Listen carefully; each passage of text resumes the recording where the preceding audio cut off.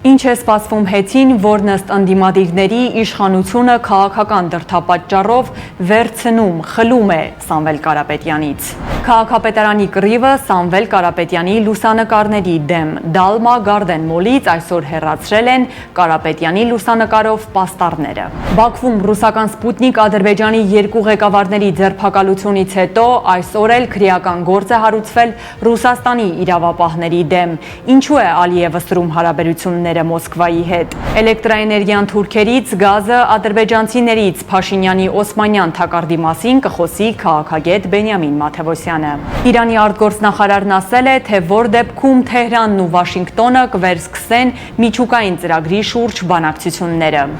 Այս եւ այլ թեմաներին մանրամասն ծանոթանալու համար միացեք մեզ երեկոյան 9-ին Alpha News-ի բոլոր հարթակներում։